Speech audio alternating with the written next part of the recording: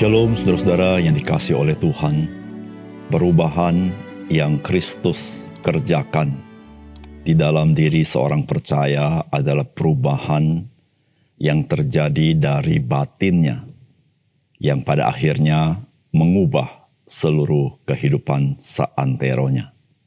Oleh karena itu, sebagai orang percaya, saudara dan saya menjadi manusia baru. Salam jumpa dalam program Tuhan adalah Gembalaku. Saudara menjadi orang percaya atau menjadi orang Kristen, itu bukan sekadar mengubah seseorang yang hari Minggunya biasanya liburan, lalu setelah jadi Kristen dia mulai mengikuti kebaktian. Meskipun memang kebaktian itu merupakan natur daripada orang percaya, dia beribadah kepada Tuhan. Namun saudara, menjadi orang Kristen itu adalah menjadi manusia baru di dalam Kristus. Di dalam arti saudara, perubahan yang terjadi dalam kehidupan seorang percaya itu terjadi di seluruh aspek kehidupannya. Karena saudara, Roh Kudus itu bekerja di dalam batinnya, mengubah batinnya sehingga dari batin yang berubah akan nampak dalam perilakunya dan dalam tutur katanya dalam kehidupan sehari-hari, termasuk di dalam ia mengambil keputusan. Saudara, jikalau kita sebagai orang percaya, kita belum melihat kehidupan kita terjadi perubahan yang seperti itu, kita yang berubah hanya hari Minggu saja, kita kebaktian, saudara, kita perlu introspeksi diri. Dalam arti, saudara, sangat disayangkan kalau perubahan itu hanya berubah hari Minggu saja, saudara kebaktian. Tapi hari-hari lain, aspek-aspek lain, saudara tidak mengalami perubahan. Karena Kristus ingin hidup kita dalam seluruh aspeknya berubah untuk menampakkan keindahan Tuhan Yesus. Mari kita membaca 1 Timotius pasal 6 ayat 1 sampai 10. Semua orang yang menanggung beban perbudakan hendaknya ia menganggap tuan mereka layak mendapat segala penghormatan, agar nama Allah dan ajaran kita jangan dihujat orang. Jika tuan mereka seorang percaya, janganlah ia kurang disegani karena bersaudara dalam Kristus. Melainkan hendaklah ia dilayani mereka dengan lebih baik lagi, karena Tuhan yang menerima berkat pelayanan mereka ialah saudara yang percaya dan yang kekasih. Ajarkanlah dan nasihatkanlah semuanya ini. Jika seorang mengajarkan ajaran lain dan tidak menuruti perkataan sehat, yakni perkataan Tuhan kita Yesus Kristus, dan tidak menurut ajaran yang sesuai dengan ibadah kita, ia adalah seorang yang berlaga tahu padahal tidak tahu apa-apa. Penyakitnya ialah mencari-cari soal dan bersilat kata yang menyebabkan dengki, cidra, fitnah, curiga, percekcokan antara orang-orang yang tidak lagi berpikiran sehat dan yang kehilangan kebenaran, yang mengira ibadah itu adalah suatu sumber keuntungan. Memang ibadah itu kalau disertai rasa cukup memberi keuntungan besar. Sebab kita tidak membawa sesuatu apa ke dalam dunia ini, dan kita pun tidak membawa apa-apa keluar. Asal ada makanan dan pakaian cukuplah. Tetapi mereka yang ingin kaya terjatuh ke dalam pencobaan, ke dalam jerat, dan ke dalam berbagai-bagai nafsu yang hampa dan yang mencelakakan, yang menenggelamkan manusia ke dalam keruntuhan dan kebinasaan. Karena akar segala kejahatan ialah cinta uang. Sebab oleh memburu uanglah beberapa orang telah menyimpang dari iman dan menyiksa dirinya dengan berbagai-bagai duka. Saudara yang dikasihi oleh Tuhan, bagian firman Tuhan yang kita baca adalah nasihat Rasul Paulus terkait dengan kehidupan sehari-hari. Dan saudara di sini memberitahukan kepada kita bahwa seorang Kristen bukan saja dia hidup hanya pada hari Minggu, tetapi dia hidup juga dari hari Senin sampai hari Sabtu. Dan itu semuanya merupakan bagian yang Tuhan telah ubah dalam hidupnya, sehingga seluruh bagian hidup yang dia kerjakan itu adalah untuk kemuliaan Tuhan. Saudara, apakah pesan firman Tuhan? dari apa yang kita baca hari ini. Yang pertama, bekerjalah untuk menjadi berkat sehingga kita memuliakan Tuhan. Firman Tuhan berkata, semua orang yang menanggung beban perbudakan hendaknya menganggap Tuhan mereka layak mendapat segala penghormatan agar nama Allah dan ajaran kita jangan dihujat orang. Jika Tuhan mereka seorang percaya, janganlah ia kurang disegani karena bersaudara dalam Kristus. Melainkan hendaklah ia dilayani mereka dengan lebih baik lagi, karena Tuhan yang menerima berkat pelayanan mereka ialah saudara yang percaya dan yang kekasih. Ajarkanlah dan nasihatkanlah semuanya ini. Saudara, pada bagian ini, firman Tuhan berbicara dalam konteks pada masa Rasul Paulus, di mana saudara masih dilegalkan perbudakan. Saudara, kekristenan masuk ke dalam pelbagai strata sosial masyarakat. Salah satu strata pada zaman itu masuk kepada para budak yang menjadi percaya Tuhan Yesus. Saudara, memang seorang budak setelah menjadi Kristen, dia tetap adalah seorang budak, saudara. Namun saudara, perubahannya bukan pada status sosialnya, tapi perubahannya adalah kepada natur dirinya, bagaimana sikapnya yang berubah sebagai orang Kristen. Saudara, di sini berbicara masalah etos kerja seseorang yang sudah menjadi Kristen. Tidak peduli dia stratanya apa, tetapi dia memiliki etos kerja yang dia lakukan karena dia ingin memuliakan Tuhan dalam hidupnya.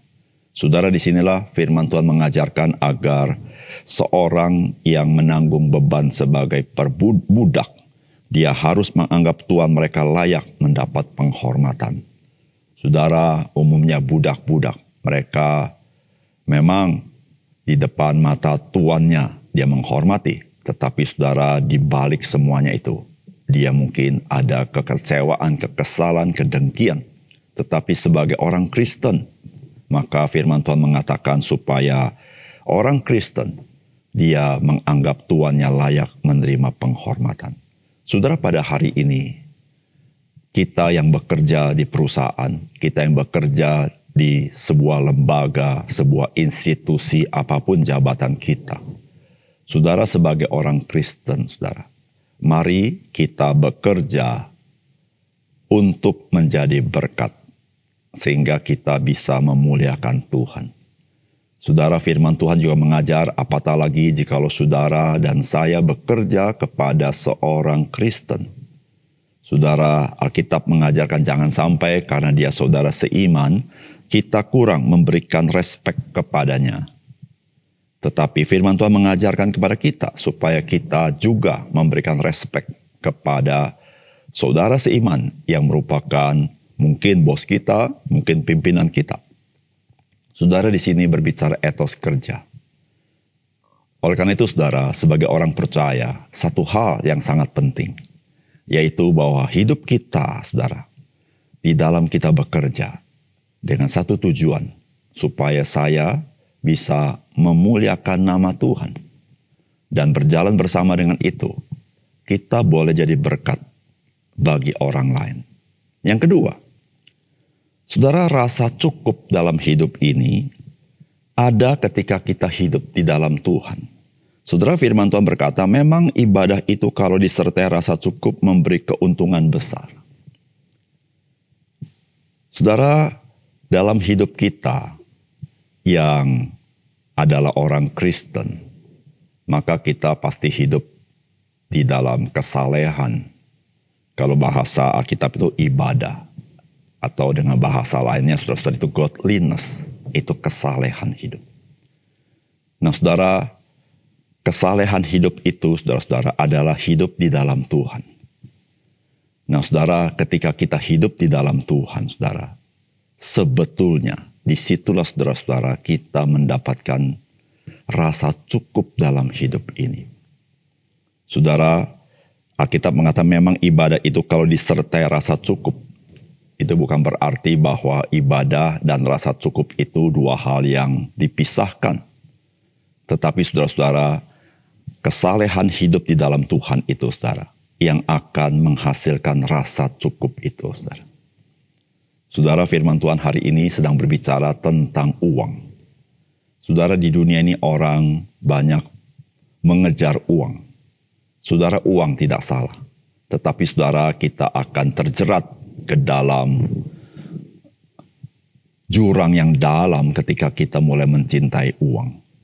Saudara, orang selalu berpikir bahwa mendapat uang yang banyak, itulah rasa cukup terjadi. Ternyata, saudara, tidak demikian kenyataannya. Kalau boleh saya gambarkan, saudara-saudara, orang yang terus mengejar uang itu seperti orang yang haus di lautan lepas, dan dia tidak punya air tawar untuk minum. Dia minum air laut. Saudara, ketika dia minum air laut, saudara dia tidak pernah puas. Dia akan terus haus dan dia perlu terus minum. Saudara, demikian juga saudara orang-orang yang cinta uang.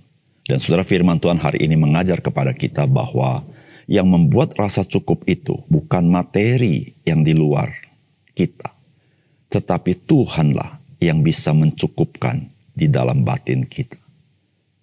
Di situ saudara, maka firman Tuhan berkata, memang ibadah itu kalau disertai rasa cukup memberi keuntungan besar. Saudara, keuntungan besar apa yang kita bisa terima ketika kita hidup dalam Tuhan?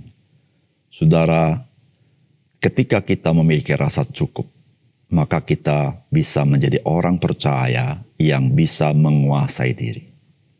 Saudara, menguasai diri merupakan pangkal kita boleh menjadi orang Kristen yang teguh, tidak terbawa arus, dan tidak masuk ke dalam pencobaan. Bukan itu saja, saudara-saudara. Orang yang bisa menguasai diri, saudara, maka dia bisa menguasai pergumulan hidupnya dengan baik, karena dia sendiri sudah selesai dengan dirinya sendiri karena rasa cukup di dalam Tuhan. Bukan itu saja, saudara.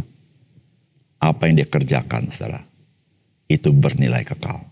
Oleh karena itu, saudara, mari kita memiliki kesalehan yang sejati itu. Jangan sampai kita kelihatannya saleh, tapi sebetulnya kita sangat mencintai uang. Saudara, mencintai uang artinya saudara mencari kepuasan di dalam uang. Saudara tidak pernah mendapat rasa puas dari materi. Kita mendapatkan rasa cukup, rasa puas ketika kita punya relasi dengan Tuhan. Mari kita berdoa. Bapa surga, terima kasih untuk firman Tuhan. Biarlah Tuhan meteraikan dalam hati kami firman Tuhan, sehingga kami juga memiliki kehidupan praktika sehari-hari sesuai dengan apa yang Tuhan desain dalam hidup kami sebagai orang percaya. Sehingga hidup kami boleh menyatakan keindahan Tuhan, dan hidup kami boleh mengalami rasa cukup di dalam Engkau. Karena kami tahu ya Tuhan, hidup kami memang bermakna ketika kami lakukan untuk Tuhan. Terima kasih Tuhan, dalam nama Tuhan Yesus kami berdoa. Amin.